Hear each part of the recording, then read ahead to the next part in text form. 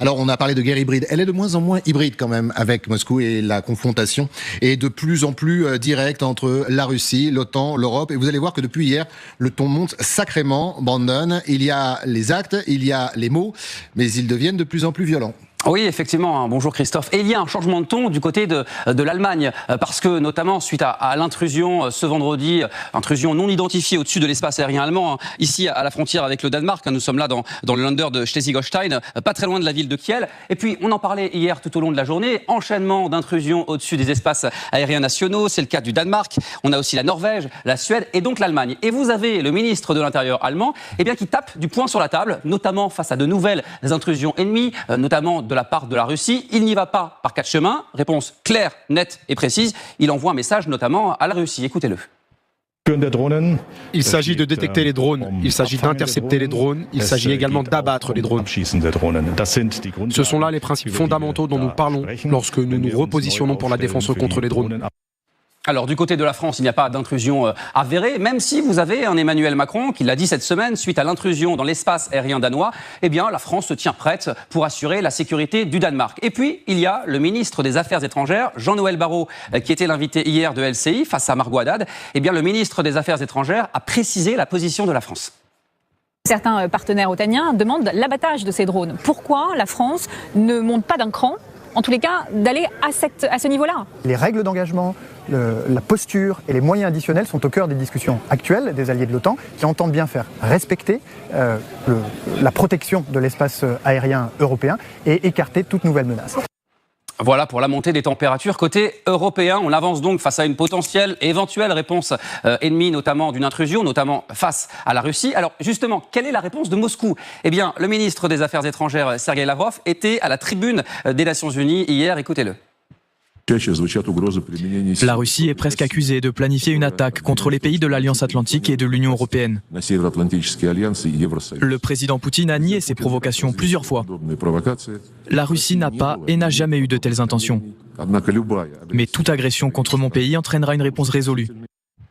Voilà, le message, la menace est claire. S'il y a un incident, cela peut provoquer une guerre. Alors, après cette intervention à la tribune des Nations Unies, vous avez un Sergueï Lavrov qui donne une conférence de presse, un moment qui est passé pour beaucoup peut-être inaperçu, pas pour les équipes de LCI.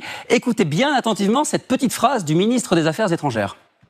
Si des tentatives sont faites pour abattre tout objet volant ou tout objet se trouvant sur notre territoire ou dans notre espace aérien, je pense que les gens regretteront amèrement d'avoir commis une violation aussi flagrante de notre intégrité territoriale. Voilà, on a tous très bien entendu. Vous avez Sergueï Lavrov qui parle de l'espace aérien russe. Et vous avez ce ministre qui joue sur l'ambiguïté. Souvenez-vous de ce qu'il s'est passé la semaine dernière. On en a beaucoup parlé avec vous, Christophe, sur LCI le week-end dernier, notamment avec cet espace aérien estonien qui a été violé. Selon Moscou, nous étions dans les eaux internationales. Selon l'Estonie, nous étions au-dessus de l'espace aérien estonien. Et vous avez un Sergueï Lavrov qui joue sur la complexité maritime et géographique de ce golfe de Finlande. Parce que d'un côté, il y a l'espace aérien d'un pays, de l'autre la Finlande, et c'est 10 km justement, c'est là que joue toute cette complexité. Et le ministre des Affaires étrangères russe qui prend le monde à partie en disant que justement, il faudra discerner lorsque nous nous trouvons dans des espaces aussi restreints et donc dans des situations aussi complexes. Imaginons que Poutine ait envie de nous tester, nous les Français, nous les Allemands, en disant « vous parlez beaucoup, on va voir ce que l'on va voir, on va vous balancer des drones, voire des avions ».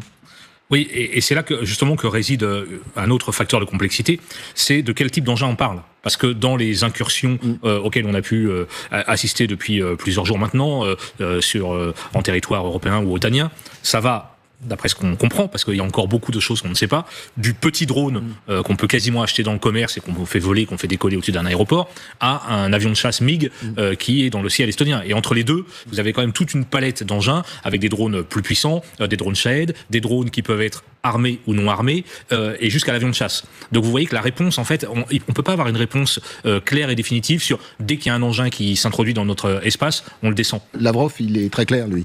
En tout cas, le droit doit évoluer. Vous savez, il y a par exemple l'agence Viginium en France qui lutte contre les ingérences russes hybrides. Et à mon avis, le droit va évoluer. Bientôt, il y aura aussi une agence de lutte contre les drones hybrides. Pour l'instant, c'est pas pénal d'envoyer juste des drones civils.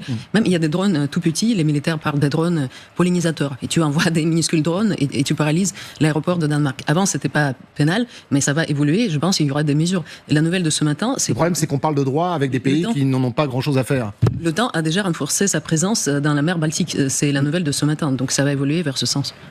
Je crois que les Européens ou les pays de l'OTAN manquent surtout de clarté et d'unité sur cette question. Il y a des pays qui sont extrêmement clairs et fermes sur ce sujet. Le ministre des Affaires étrangères polonais, Radosław Sikorski, lorsqu'il s'exprime à l'ONU cette semaine, il le dit, les yeux dans les yeux aux Russes. Tout aéronef ou objet volant dans l'espace aérien polonais sera neutralisé. Tout objet. Il ne fait pas de distinction. Parce qu'il y a plusieurs tendances aujourd'hui qui s'affrontent à l'OTAN. Je vous entends, mais il va falloir y aller. Enfin, sans être un guerrier. C'est-à-dire que face à une Russie déterminée, quand on dit ces choses-là, la Russie l'entend. Donc la prochaine fois qu'il y a un drone, la prochaine fois qu'il y a un avion, est-ce qu'on aura les moyens de le faire avec les conséquences ? À moins qu'il n'y ait pas de conséquences. La Turquie a fait. On parle souvent... Voilà, des Turcs qui, dans un autre contexte, ont abattu un chasseur-bombardier russe et il y a eu des échanges très vifs, mais il n'y a pas eu de conséquences armées. Et il ne pourrait pas y avoir de conséquences armées si la Russie envoie des drones dans un espace aérien, soit européen ou de l'OTAN, et qu'un pays abat ce drone. La question se pose effectivement peut-être pour l'avion, parce qu'il y a un pilote à l'intérieur de l'avion. Mais la vraie question qui est posée, c'est qu'est-ce que les Russes cherchent en testant nos défenses et nos rapidités d'interception.